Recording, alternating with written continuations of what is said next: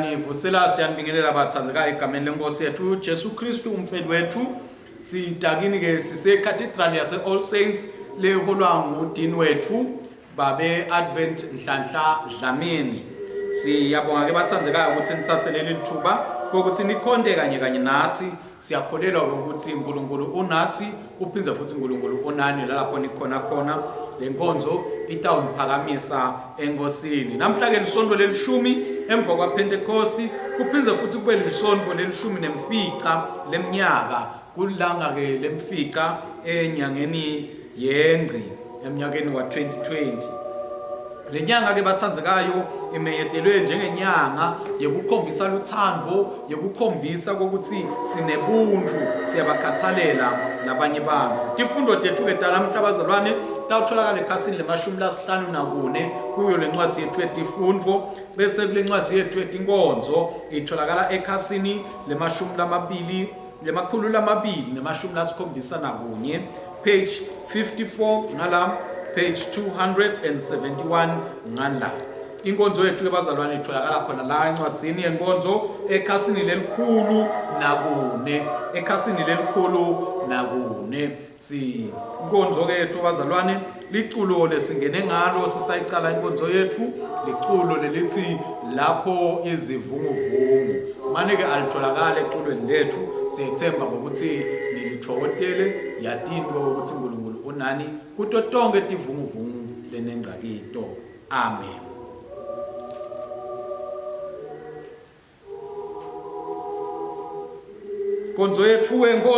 Inkonzo yethu yesidlo itholakala ekhasini lelikhulu nakune. Amen.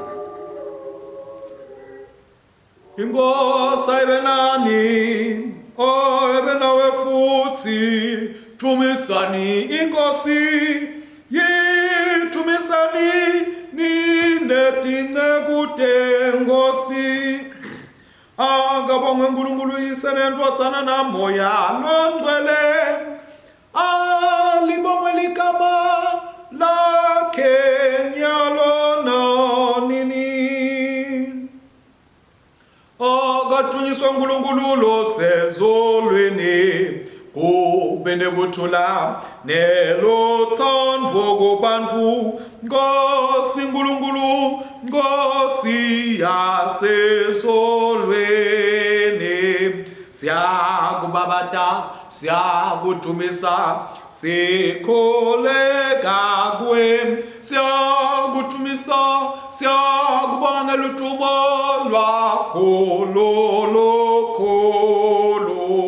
Nkulunkulu somandla nababe, Nkosi Ndvodzana letelwe yodwa Jesu Kristu. Nkosi Nkulunkulu mvana yaNkulunkulu, Ndvodzana yeyise, lesusa tono temhlaba sihawukele, wena losusa tono temhlaba sihawukele, wena losusa tono temhlaba yemukela kuthandaza kwethu, wena lohlethi ngesekunene saNkulunkulu yise sihawukele, ngobe nguwe wedwa longcwele, nguwe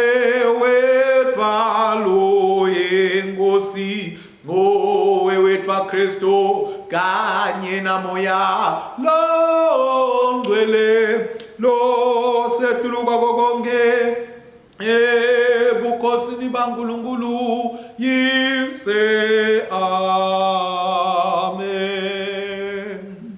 Asithandaze Nkulunkulu somandla, tinhlitiyo tonke tivulekile kuwe, tifiso tonke tatiwa nguwe, kodwa lutho lolufihlelwe wena.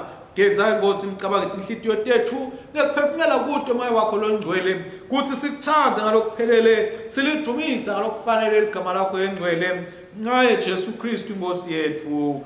Amen. Nangabe sithi side sono siyatiyenga, neliciniso alikho kithi, kodwa nasivuma tono tethu uNkulunkulu wethembekile futhi ulungile tawusithethelela tono tethu abuye asihlambulule kuko konke kungalungi. Ngabe ke umuntu onile sinemmele embi kweyise Jesu Kristu lolungile, nguye loyinhlawulo yetono tethu. Ngakho ke bathandzekayo sethemba ingadi emandla engadi Inkosi yethu Jesu Kristu. Asivumeni tono tethu sithimisele ngalokuqinisekile kuyigcina imithetho yaNkulunkulu, siphile ngeluthando nangekuthula nabo bonke bantfu. Sisi hawukele Kristo sihawukele ngosisi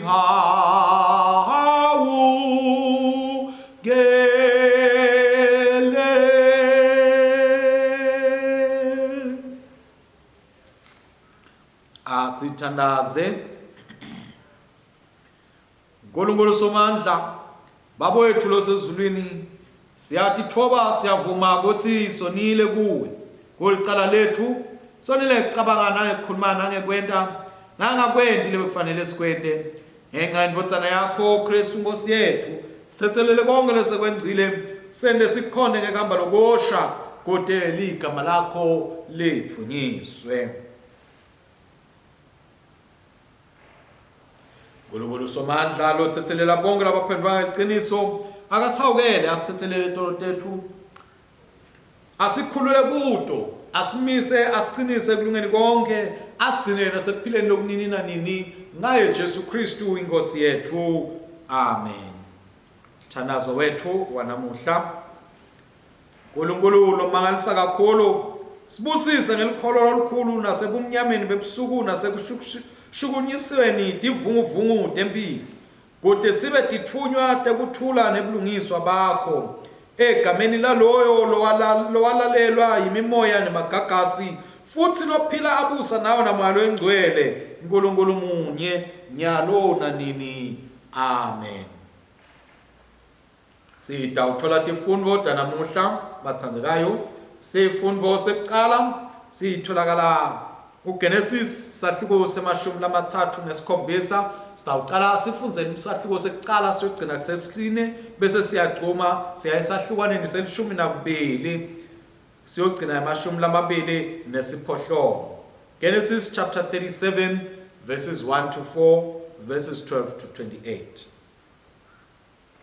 Jakobe waqhubeka wahlala eKhenani, live lapho bekuhlala khona uyise. Lona-ke ngumlandvo wetitukulwane taJakobe. Josefa labesaneminyaka le-17 abelusa timvu netimbuti kanye nabomnakabo bekutalwa nguBhilha naZilpha bafati beyise. Josefa abeletha umbiko kuyise ngaloku lokubi labe bakwenda. Israyeli abethandza kakhulu Josefa.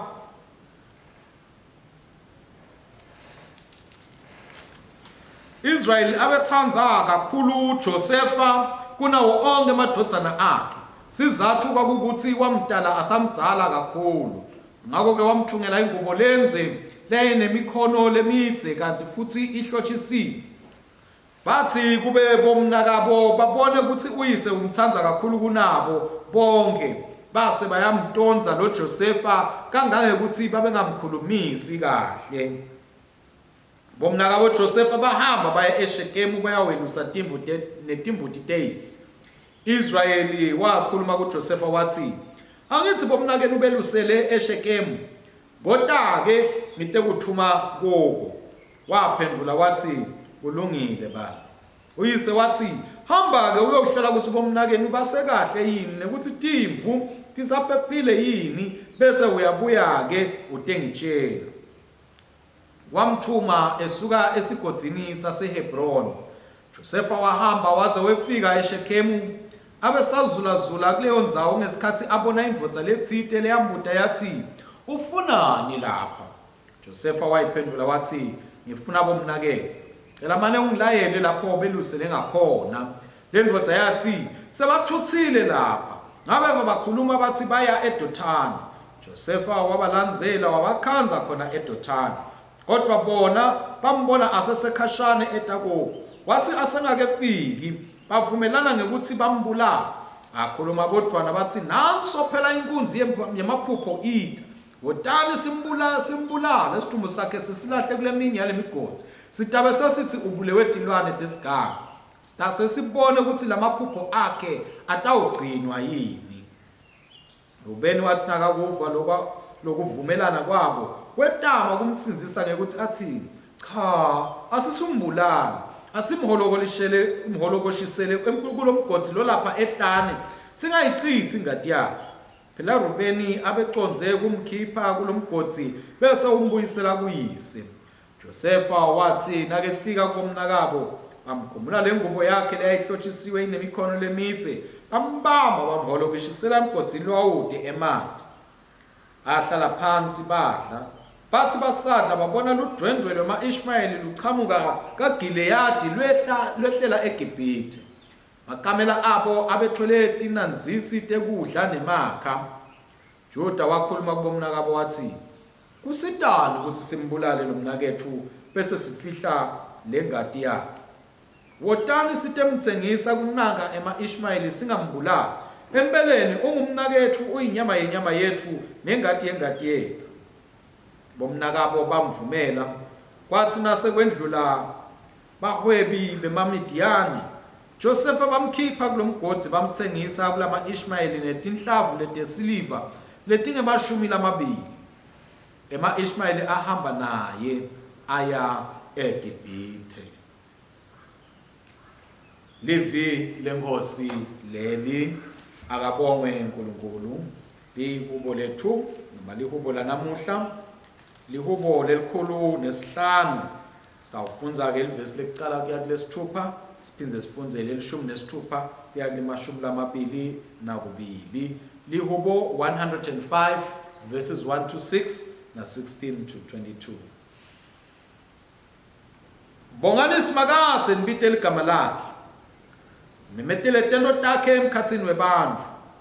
Hlabelani kuya nimdumise, nibalise ngetimangaliso takhe tonke. Tibongeni ngeligama lakhe letingcwele. Athi jabule tinhlitiyo talabafuna simakatse. Funani kwati simakatse nemandla akhe. Nifunisise kahle bukhona bakhe onke emalanga. Khumbulani timangaliso takhe latendile. Nikhumbule tibonakaliso takhe kanye neteluleko temlomo wakhe. Ninesitukulwane sa-Abrahama inceku yakhe. Nine madvodzana aJakobe labakhetsiwe bakhe. Babesembalwa ngesibalo. Yebo babeyingcosana batihambi kulelo live. Wathumela indlala kulelo live. Kwaphela kudla kati walala etiko. Wathuma indvodza yahamba kuqala kunabo. Josefa lo wathengiswa waba sigcili. Tinyawo takhe batibopha ngetingetane. Naye luqobo lwakhe waboshwa ngetinsimbi. Kwate kwaba sikhatsile kwagcwaliseka ngaso livi lakhe. Levi lasimakatse lamvivenya lamthola kutsi uqinisile. Faro inkosi wathumela kutsi akhululwe. Yebo umbusi wetive wamkhulula. Wamenda waba sikhulu semuti wakhe. Waba ngundlunankulu welive lonke. Kute aqonzise tikhulu takhe. Nebaholi bakhe wabafundzisa kuhlakanipha. Kuthunyiswe yese nemvodzana nemoya longcwele. Njengoba bekunjalo ekuqaleni kusenjalo nanyalo kodwa kuba njalo kode kube nini nanini. Amen. Sifundo sesibili siphuma eTestamentini lelisha encwadzini leya kuba seRoma sahluko selishumi. Sitawuqala ke esahlukwaneni sesihlanu siyogcina esahlukwaneni selishumi nesihlanu. Romans 10:5 to 15. Maconzana nekulunga lokutholakala ngekugcina umthetho, Mose wabhala wathi, umuntu lo wenda lokufuna ngumthetho uyawuphila ngako. Kodwa ngekulunga kwekukholwa uthi, ungasho enhlitiyweni yakho uthi ngubani-ke lo tawukwenyukela ezulwini, lokho kusho ukwehlisa Kristu. Ungasho futhi nekuthi ngubani otawukwehlela enzaweni yalabafile, lokho kusho kuvusa Kristu kulabafile. Kodwa umbhalo uthi, livi laNkulunkulu lisedute nawe, semlonyeni wakho nasenhlitiyweni yakho. Lelo livi lekukholwa lesilishumayelako, nangabe uyavuma ngemlomo wakho ukuthi Jesu uyinkosi, ngokholwa nasenhlitiyweni yakho ukuthi uNkulunkulu wakuvusa Jesu kulabafile, uyawusinziswa. Ngoba umuntu uyawukholwa ngenhlitiyo endiwe emukeleke kuNkulunkulu ukuthi ulungile, avume ngemlomo wakhe kube kusinziswa kwakhe. Umbhalo uthi, umuntu lokholwa kuye angeke ajabhiswe. Kude umehluko emkhathini wemJuda nemGriki, ngoba yona leyo nkosi yinkosi yabo bonke labatibika ngekubita libito layo, ibe netisa ngetibusiso nalokuphuphumako. Ngobe wonke umuntu lotibika abite libito lenkosi uyawusinziswa. Kodwa bangatibika njani kulo labangakholwa kuye? Bangamkholwa njani labangazange sebeve ngaye? Bangeva njani nakude lobashumayelako? Bangashumayela njani bangakathumi? Njengoba kubhaliwe ukuthi, maye tinhle tinyawo talabo labashumayela levangeli. Livi lenkosi leli akabongwe uNkulunkulu. Singakatholi ke livangeli lethu lanamuhla, sitawuhlabela liculo 186, izwi lakho Nkosi. Liculo 186. Lakho Nkosi lisihola njalo, libakhangisele abanekholwayo. Uma kuza impi izosihlasela, liyasitutuza, liyasisindisa. Lizwi lomusa wabasemhlabeni, labo babafayo, liletho kophila. Nkosi yethu siphe ukulamukela, siliqondisise, silithande njalo. Inkosi ibe none, ibe nawe futhi. Lolelani tindzaba letinhle ngekulandzisa kwaMateyu longcwele, sahluko selishumi nakune. Siyawucela kufundza esahlukaneni sama22. Kathunyiswe Kristu umsenzese wethu. Jesu wase utshela abafundzi bakhe ukuthi bangene esikepeni bahambe embili bewelele ngesheya. Yena wasale akhulula ticumbi tebantfu. Wathi asatihambisile ticumbi, wenyukela entsabeni yedwa wayawuthandaza. Kwathi made kwahlwa solo ayedwa kuleyo ndzawo. Sikepe sathi sesihambe emakhilomitha lamanyenti kusuka elisenzeni, sashukunyiswa ngamagagasi ngobe umoya bewuphambene nabo. Wathi ekuseni kuseluvivi, Jesu weta kubo ahamba eti kwemanti. bathi kube bambone ahamba etikwe emanti bafundzi besaba kakhulu bethuka bamemeta ngekwesaba bathi sipoko. Jesu washesha wakhuluma kubo wathi ningesabi manini isibinzi ngimi.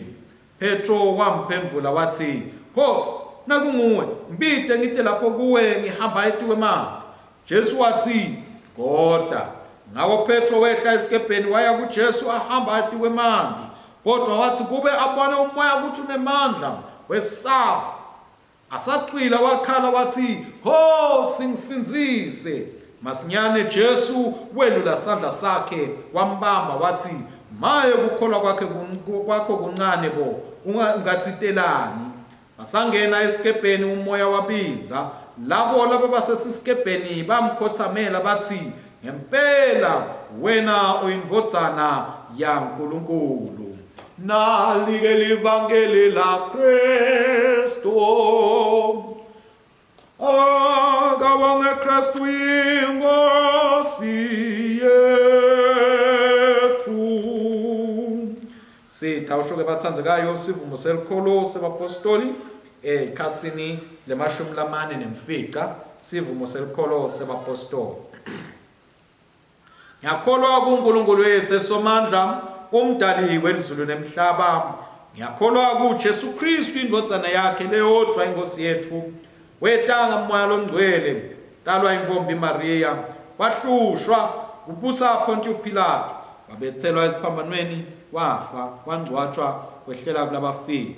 Ngelanga lesithathu wabuye wavuka wenyukela ezulwini lapho ahleti khona ngesekunene seyise tawubuya tekwehlulela labaphilako nalabafile. Ngiyakholwa umoya longcwele nasebandleni elingcwele likatolika nasenhlanganweni yalabangcwele tsethelelwa kwetono kuvuka kwemtimba nekuphila kwanini nanini. Amen. We glorify your holy name.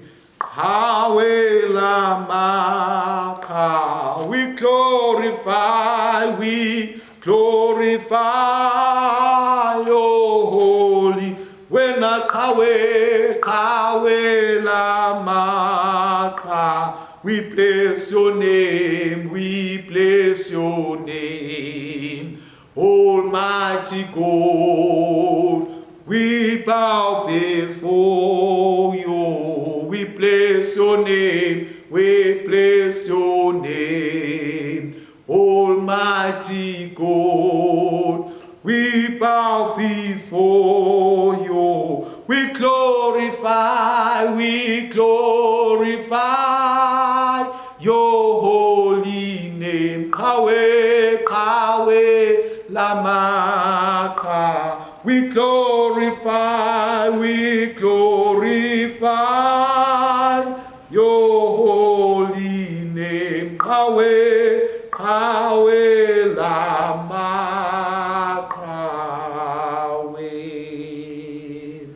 Sinibingelele sinivusele bathandzekayo nakulolu lusuku kulisuku ke mhlawumbe le malanga la imfica kiyo inyanga yengci kulisonto futhi lelishumi emva kwa Pentecost. Sitawukhuluma namhlanje bazalwane kwesihloko lesithi tifundvo tekukusita ukuthi uphumelele. Evikini leliphelile sibuke indzaba yokuthi kuhlangana naNkulunkulu kuyayiguqula impilo yemuntu kumende ukuthi abe sidalwa lesisha nalapho uNkulunkulu sandla sakhe seseti kwabo naNkulunkulu sekasempilweni yabo nasenhlitweni yabo. Sibese seva ukuthi bantu babesebenta imisebenzi lemikhulu bayendela uNkulunkulu bayendela simakathe bese nanaye udala noma wenda imimangaliso yokuthi ahlangabetane netidzingo tabo.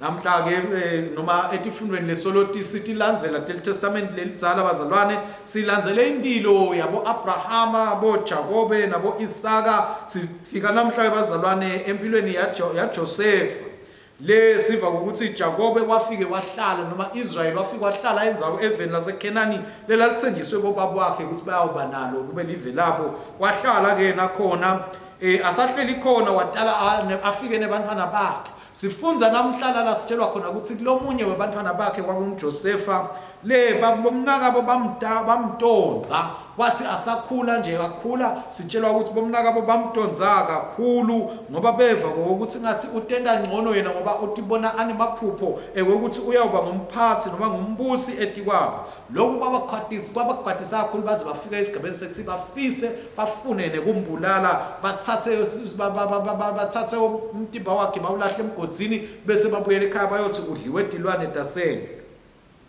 Nasevangelini nasifunza namuhla siva ukuthi Jesu Kristu emva kwekondla tinkulungwane letisihlanu tebantu ngetingwa letisihlanu netinhlanti letimbili kwase abantu seyobahambisa uthi abahambe babuyele emakhaya. Yena-ke wase uthatha isikhathi sakhe ethi ahambe aye entshabeni ayohlala naNkulunkulu akhulumisane naNkulunkulu avuseteleleke kuNkulunkulu. Na kusibuka ke lempilo ya Josefa noma lokwendeka kuJosefa sibuka lokwendeka kuJesu sibuka nalokwendeka abafunzi baJesu naye kakhulu Petro siyabona bazalwane ukuthi kunetindwe letiningi lesitifunza.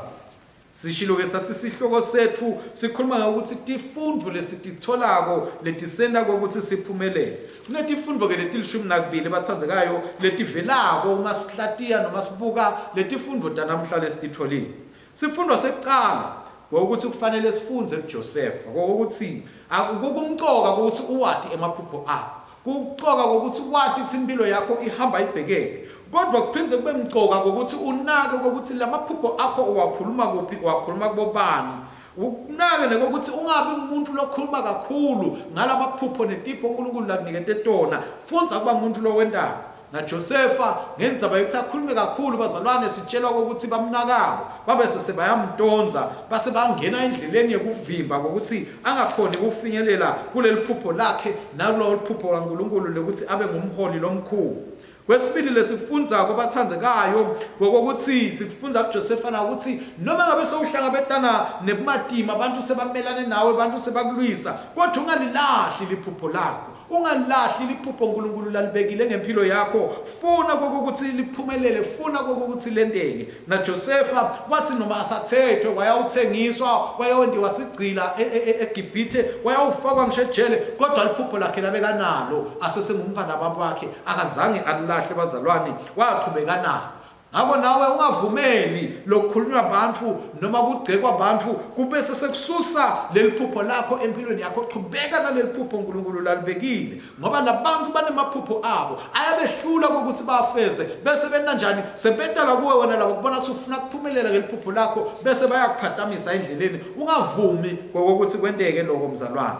Kwesithathu lesifunza ukuthi uNkulunkulu angasiphakamisa asibeke etulu noma ngabe titha tethu tisehlisa timelene nathi tilwa nathi kodwa uNkulunkulu nawe amandla yokusiphakamisa njoba simbona na Josefa wathi asathethwe asangasasilutho asasigcila angasasilutho asasiboshwa kodwa liphupho laNkulunkulu walibamba uNkulunkulu wathi litawuphumelela wamthatha wamenda ndunankulu ngalelinye ilanga. Nawe nabantu bagcekela phasi noma abantu bamelana nawe noma abantu bathini ungavumi ukuthi lokho labakwendako nalabakushoko bese kubangilo liphupho lakho. Thatha leliphupho uNkulunkulu lakunikete lona ugijime nalo.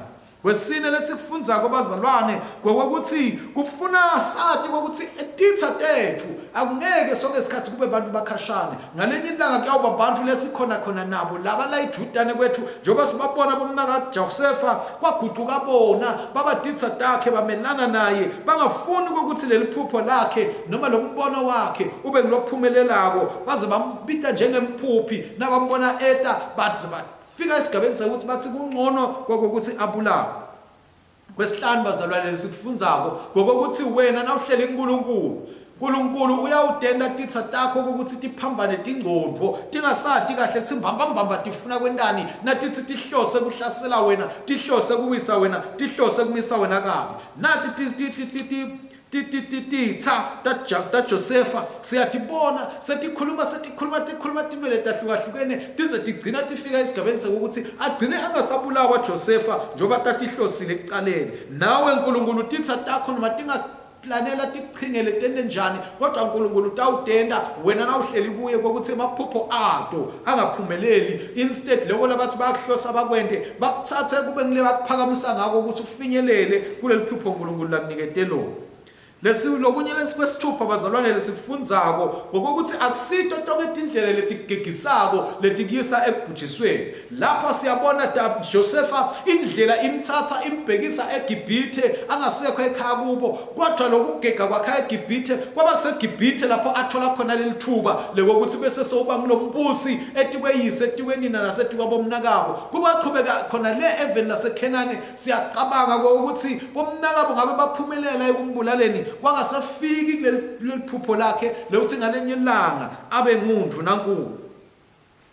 Siphiza sifunze ke bazalwane nasihamba siya evangelini lethu sifunza sifundo sethu sesikhombisa sifunza ukuthi kuJesu Kristu ukuthi siyasidinga isikhathi sethu sekuba naNkulunkulu ngaso sonke isikhathi uma sifuna ukuthi siphumelele wathi Jesu asende imangaliso akazange ahamba phakamisa tandla athi niyangibona yini mina engundla abantu labangakhi kodwa Jesu wahamba wayawuhlala phansi naNkulunkulu wayawukhuluma naNkulunkulu wayawuthatha athole emandla lamasha kuNkulunkulu kwangikhatha aqhubeka nemsebenzi wakhe siyadinga nathi bazalwane ukuthi sihambe siyothola gasolini wethu kuNkulunkulu sihambe siyothola emandla ethu lamasha uNkulunkulu ngoba la singasayi uNkulunkulu kuyothola emandla sitawudikhanza sesilahlekile endleleni yasimakathi kwesiphohlongo lesitholako ke bazalwane ngokuthi ekuhambeni kwethu endleleni yethu nasihamba asingamshiyi ngaphandle uNkulunkulu bafunzi baJesu bahamba bangena esikepeni bewelela ngesheya wasala Jesu sitshela ukuthi angasekho Jesu esikepeni tefika tivunguvungu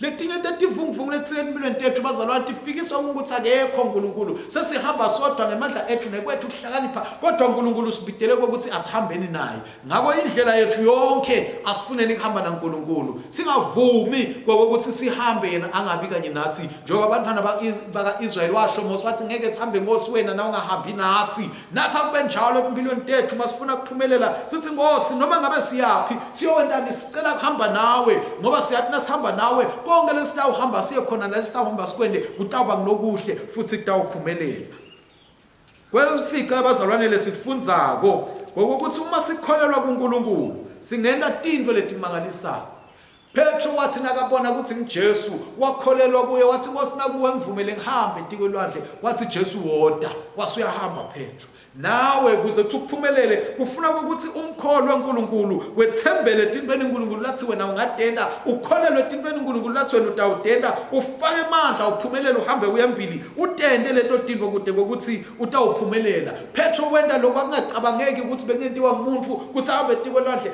ngoba wakholelwa emandleni aJesu Kristu sifundwa selishumi lesisitholako ke bazalwane ngokuthi asingaphonsini emehlo ethu etivunguvungwini asingaphonsini emehlo ethu etintweni letingatsitwa lebatikhulumako bantu tintfo leti negative nesingisi asingatinaki kakhulu kodwa sinake ukuthi live la uNkulunkulu lithini uthi ungubani wena uNkulunkulu ungetulu kwebanqobi uthi ungubani wena uNkulunkulu ungilondgwele wakhe uthi ungubani wena uNkulunkulu uthi ungilobusisekile musa kulalela ke bantu bakhuluma tintfo bakutshela ukuthi wena unjani wena usihlupheki wena usilahla wena usiphosiso njani ngakulaleli lalela lokuvela uNkulunkulu njengoba nje nalapha seva kokuthi Petro wanela ukuthi asuse emehlo akhe kuJesu bese ulalela tivunguvungu ukuthi lithini tamenda tivunguvungu wase uyakhohlwa ukuthi yena ungumhambiti wemanti wase uyaqala uyaqwila ngakho ke bazalwane asifunzeni kulalela lelive la uNkulunkulu ukuthi uthini uNkulunkulu kunekulalela noma kufuna kulalela ukuthi letintfo la ngaphandle tithini imiva yethu ithini asilaleleni uNkulunkulu sifundwa ke bazalwane selishumi nakunye lesisifundzako ngokuthi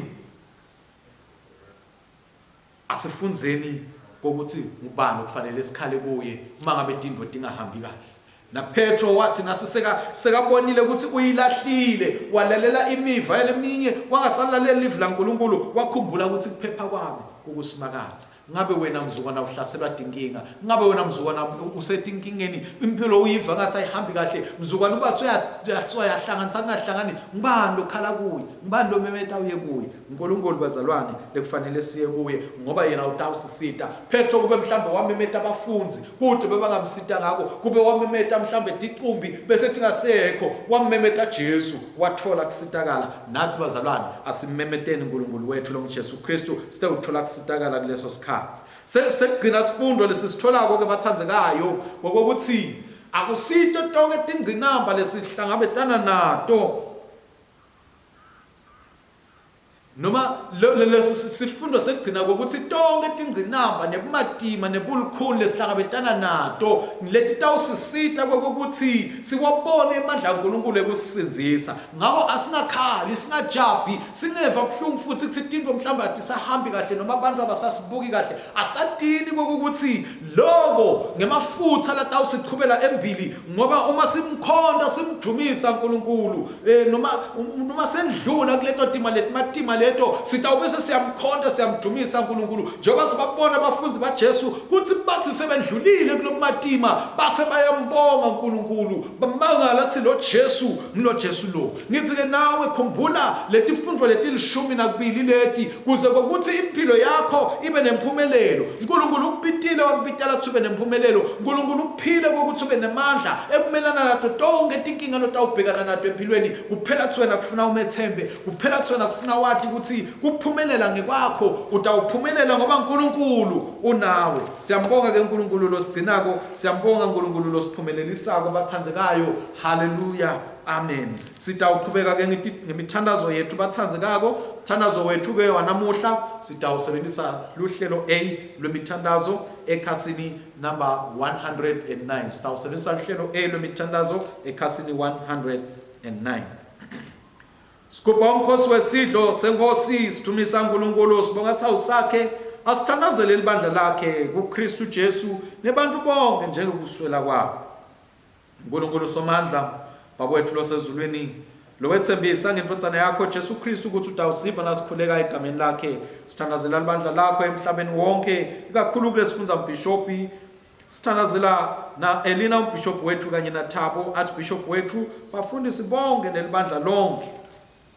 Liphe ke Nkosi libandla imandla ekumemetela tindzaba letinhle taKristu. Siphe ukuthi thine nemakholwa onke sihlangane kulo liqiniso, sibe munye lithandweni lwakho, sibonakelise lidumo lwakho emhlabeni wonke.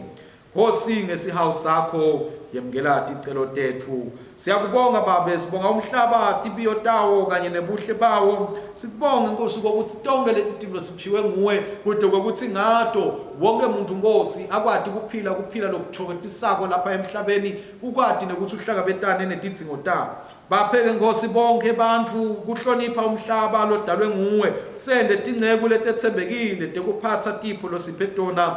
Nkosi ngesihawu sakho yemukela ticelo tethu. Sithandazela tive tonke emhlabeni kakhulu lelivi lakithi netiphathimandla. Sithi Nkosi masanze isandla sakho kuhlakanipha lababusa ngako nalabaphatha ngako, kube kuloku lokuvela kuwe, hayi lokhu kwemhlaba kobucili.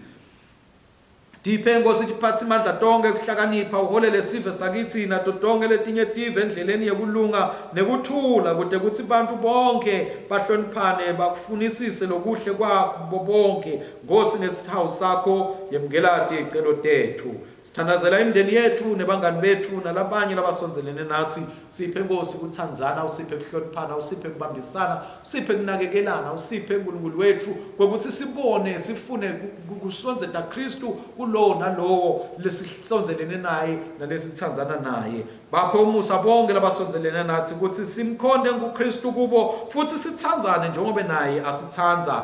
Nkosi ngesihawu sakho yemukela ticelo tethu. Sithandazela labasekuhluphekeni nasekusizini nasekunzinzeni nasekuguleni noma kulenye inhlupheko. Sibeka kakhulu babotlongcwele kulesi sikhathi labo labaphathekile ngako ukugula kweCovid. Sibeke Nkosi labo labashonelwe ngako ukugula kweCovid. Sibeke Nkosi labo labasekumatimeni ngenxa yokuthi lokugula sekuvimbele ukuthi bakwati kuba nempilo lejwayelekile nabakwati kwenta leto tinfo leti basita ukuthi bakhone ukuthola lokubaphilisako empilweni. Bapheke Nkosi bonke labahlupheka kosibinzi nokuphiliswa nekethembela elithandweni lwakho. Nkosi ngesihawu sakho yemukela ticelo tethu. Sikhumbula ngekubonga tingceku takho letendlulile kulomhlaba.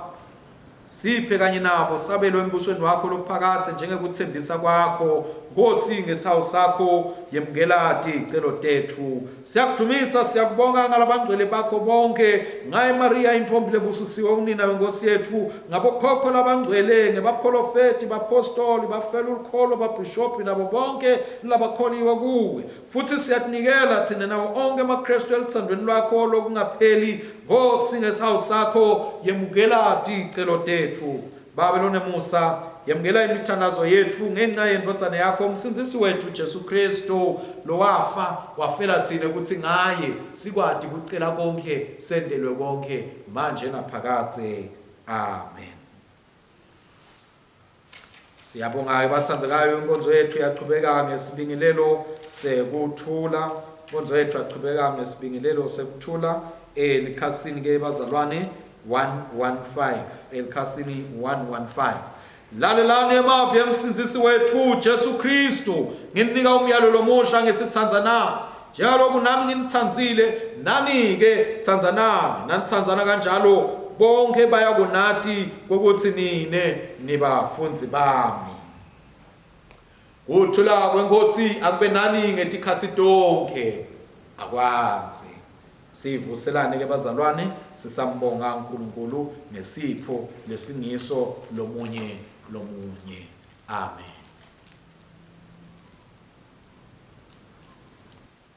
Siyabonga ke bazalwane ngokuthi solo sibambisene njalo kule nkonzo yethu. Sesitawuqhubeka ke sesingena kiyo sesigaba sesidlo sekubonga nekudumisa nekwenda konke nje bazalwane kubusiswa kwaso sidlo sethu. Sitawuthatha ke layo minikelo lesiyiphethe bazalwane noma lawo maphepha lakhombisako ukuthi mhlambe siyifakile imali ebhange, siwabambe ngesandla sisabonga sisadumisa kuNkulunkulu kanye sisekhasini 116. Sitawusebenzisa umthandazo wesibili esigabeni number 48, ekhasini 116 umthandazo wesibili esigabeni number 48. Asithandaze. Thombo wephila konke lizulu nemhlaba kungekwakho, usinike kubusa ngetulo kwakho konke. Yemukela ngetitselo temisebenzi yethu lesitinikela ngeluthando egameni la Jesu Kristu Nkosi yethu. Amen. Sibusisele ke baboti bongcwele naye iminikelo yabantwana bakho, busisa bona, ubusise emakhaya abo, busise imisebenzi yabo, busise baboti bongcwele emabhizinisi abo, ngokuthi kube nempumelelo levela kuwo. Wende uNkulunkulu wethu ukuthi impumelelo etimpilweni tabo balandzele letifundo lesitholile namhlanje etilishumi kokuthi kube nempumelelo lenhle etimpilweni tabo. Konke lokhu sicela ngaye Jesu Kristu Nkosi nomsindisi wethu. Amen. Uyabongeka Nkosi uNkulunkulu umdali wetintfo tonke, ngemhlaba wakho sinalesingwa lesinikela ngaso sivela emhlabathini esiphekwe tandla tebantu sinawabasingwa sekuphila ketsi. Akabongwe, akabongwe, akabongwe somandla. Uyabongeka Nkosi uNkulunkulu umdali wetintfo tonke, ngemhlaba wakho sinaleli wayini lesinikela ngalo lisithelo semvini nemsebenzi wetandla tebantfu lita kuba indzebe yensinziso ketsi. Akabongwe, akabongwe, akabongwe somandla. Sitawusebenzisa umthandazo wesibili wekubonga. Mthandazo wesibili wekubonga ekhasini 119. Inkosi lapha moya wayonatsi yenyusani tinhlitiyo tenu siyatenyusela enkosini. Asibonga Inkosi uNkulunkulu wethu, kufanele kulungile kumbonga nekumthumisa. Kufanele impela kungumsebenzi wethu nenjabulo yethu netikhathi nasetindzaweni tonke, kungumsebenzi nenjabulo yethu kukubonga nekukubabata Baba longcwele Nkosi yasezulwini somandla uNkulunkulu lophakathe ngaJesu Kristu indvodzana yakho leyodwa yeNkosi yethu. Ngobe yena ulivi lakho leliphilako, ngaye wadala konke kwasekuqaleni, wasela ngemfanekiso wakho loqobo, ngaye wasikhulula ebuchilini besono, wamnikela kube yadalwa yangumuntu, afele esiphambanweni, wamvusa kulabafile, wamphakamisela etule esandleni sakho sekonene. Ngaye wathumela moya wakho longcwele lophilisako, wasenda abantu belifa lakho. Nyalo ke siyakubonga ngoba namhlanje ilanga lekuqala evikini losibita ngalo ukuthi sikubonge ngokuvuka kwendodzana yakho, lokungako sono sancotshwa, lithemba lethu lahavoswa. Ngako ke sesihlangene netingilosi netikhulu tato nelibandla lonke lasezulwini, sibabata ligama lakho lelikhulu lelingcwele lelithumile, sikubonga nene nanene sithi ungcwele, ungcwele osithixo ezulwini, lizolo nemhlaba, ugcwele luthumo lwakho. Ungcwele, ungcwele Thixo Nkosi ezulwini, lizolo nemhlaba, ugcwele luthumo lwakho. Hosana, hosana, hosana, hosana, hosana, hosana ngalesetulu, obosisiwe lotago egameni lenkosi. Hosana, hosana, hosana, hosana, hosana, hosana ngalelisetolo, obosisiwe lotago egameni lenkosi. Yemukela ukubonga kwethu Babe wasezulwini, ngendodzana yakho umsindisi wethu Jesu Kristu, sithi silandzela sibonelo sakhe, silalela umyalo wakhe. Yenda ukuthi ngemandla moya wakho longcwele leti tipho sinkwa neliwayini tibe ngumtimba wakhe nengati yakhe kithi. Wathi ngaloko busuku lanikelwa ngabo, wasithatha sinkwa, wakubonga, wasihlephula, wabapha abafunzi bakhe, wathi thathani nidle, lokhu kungumtimba wami lonikelelwa nine, endani lokhu kude kuthi ningikhumbule. Wotani sikhuleke, wotani sikhuleke, wotani sikhuleke kuyu Kristu. Kanjalo emva kokudla wayithatha inzebe, wakubonga, wabanika yona, wathi nathani kuyo nonke, ngoba lokhu kuyingadi yami ezivumayo lesisha lokuphiselwa nina nalabanyenti, kude kuthi kuthethelwe tono, endani lokhu ngetikhathi tonke tekuyinatha kwenu, kude kuthi ningikhumbule. Wotani sikhuleke, wotani sikhuleke, wotani sikhuleke kuyu Kristu. Ngako ke simemetela ukukholwa kwethu sithi Kristu wafa, Kristu vukile, Kristu tabuya futhi. Kristu wafa, Kristu vukile, Kristu tabuya futhi. Ngawe Babe losezulwini sikhumbula ukunikela kwakhe lakwenda kwabakanye esiphambanweni, simemetela ukuvuka kwakhe nekunyola kwakhe lokunebukhosi, salinzeleke ukubuya kwakhe ngelidumo, sikhupha umkhosi ngalesingwa nangalendzebe lengumhlathelo wakhe lophelele. Emukela ngayo kumpristi wethu lomkhulu lomhlathelo wethu ukubonga nokudumisa, sithi sidla sinatha leti tipho letingcwele ngobukhosi bakho lomngcwele, usivuselele ngamoya wakho, usigcwalise ngelithando lwakho, uhlanganise emtimbeni wendodzana yakho Jesu Kristu inkosi yethu, kanye naye nakuye nangaye amandla amalo engcwele nabo bonke labemembi kwakho emhlabeni nasezulwini sikhona wena baba somandla ngetingoma tekudumisa lokuphakathe kanye sithi sibusiswa nenhlonipho neludumo nemandla akube kuwe kube kwakho nini nanini. Amen.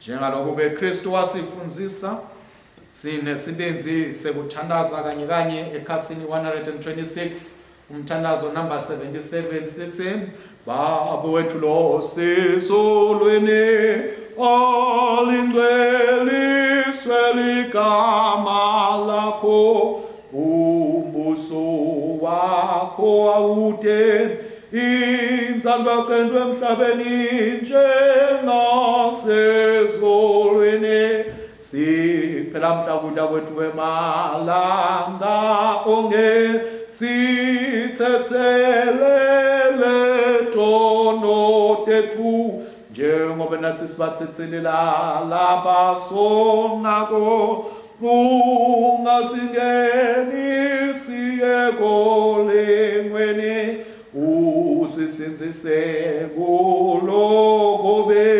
ngobe womboso ngewakho nimandla nebokhosi kude kube nini nanini.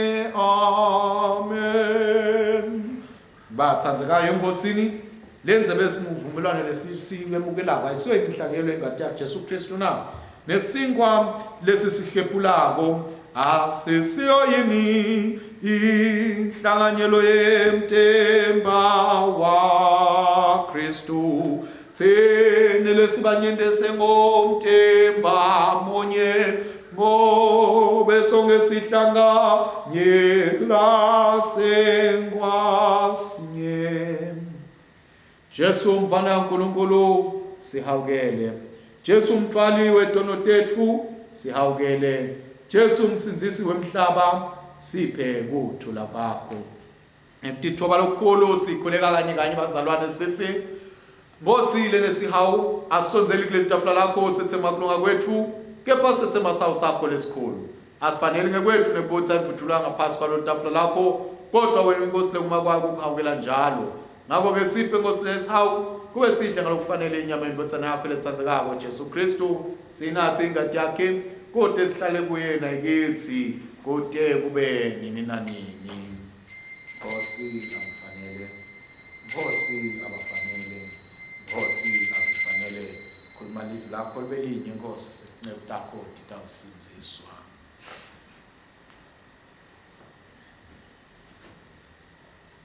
Asenibhekela udlu kaNkulunkulu lelisusa tono delive lisibitako ukuthi sibe nekuphumelela lokuvela ngalo asifunzeni kulo kodwa ukuthi siphumelele. Sonzelani ngebathandzekayo sitomukela umtimba weNkosi yethu Jesu Kristu anikelwa ngenxa yethu nengadi yakhe lasophisela yona simdlele etinhlitweni tethu ngekukholwa nangekubonga. Amen.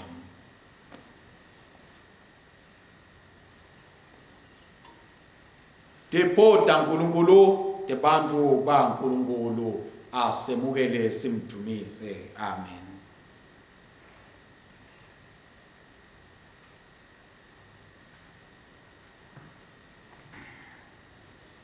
Bonga nismakathe ngoba anemusa siyo soko siphelina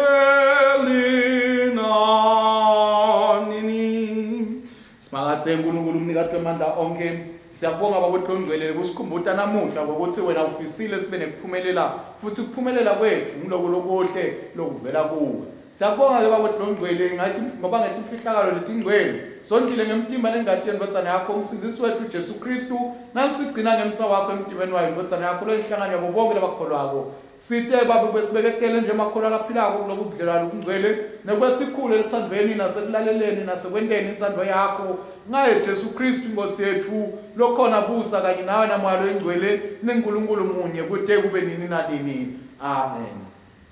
Sikhuleka kanye sithi babe mnikatwe mandla wonke sithinikela kuwe nga Jesu Kristu Nkosi yethu kube sibe ngumhlatshelo lophilako sithumele kuveni ngemandla moya wakho longcwele sihambe sisebenele lidungone bukhosi bakho. kuNkulunkulu wesilo wasithandza wasenda semukeleka ngalothandekako kuye kuNkulunkulu indvodzana lo wasithandza wasikhulula etonweni tethu ngengati yakhe kuNkulunkulu umoya longcwele lothela kabanti luthando lwaNkulunkulu enhlitiyweni tethu kuNkulunkulu munye weliciniso akube luthando lonke nengatimulo yonke ngetikhatsi tonke naphakatsi bese kuthula kwaNkulunkulu lokwenza kuconza konke akutigcine tinhlitiyo tethu nemicabango yethu simathi simthandze uNkulunkulu nendvodzana yakhe Jesu Kristu Nkosi yethu nesibusiso saNkulunkulu somandla uyise nendvodzana namoya longcwele asibe kithi sihlale kithi njalo amen amen haleluya amen amen haleluya Amen, amen, hallelujah. Amen, amen, hallelujah. Siyabonga kakhulu ke bazalwane ukuthi sibe kanye sisamkhonda simdumisa simphakamisa uNkulunkulu. Siyethemba bazalwane ukuthi liviki lethu litawuchubeka kahle sichubeke sihlale kuNkulunkulu yena losiphumelelelisako yena losipha emandla yena losipha konke lesidingako etimpilweni tethu sifunze tifundvo bathandekayo lesithole namhla ukuthi sitawuphumelela kanjani empilweni siyethemba ukuthi sitawuchubeka sitiphathe kahle sitigcine uNkulunkulu aphinza selaphe asiphilise kuko konke ukugula lokungahle kufune ukusihlasela ngaJesu Kristu inkosi yethu siyakhuleka Kubeke ke bazalwane lalapho khona abonakala Kristu kithi abonakaliswe ngithi ngako konke lesikwendako egameni la Kristu hambani sitawuphetha inkonzo yethu ke bazalwane ngeliculo number 273 khuluma nikuzwe Jesu liculo 273 hambani ngekuthula nangelithando niyosebenzela inkosi egameni la Kristu amen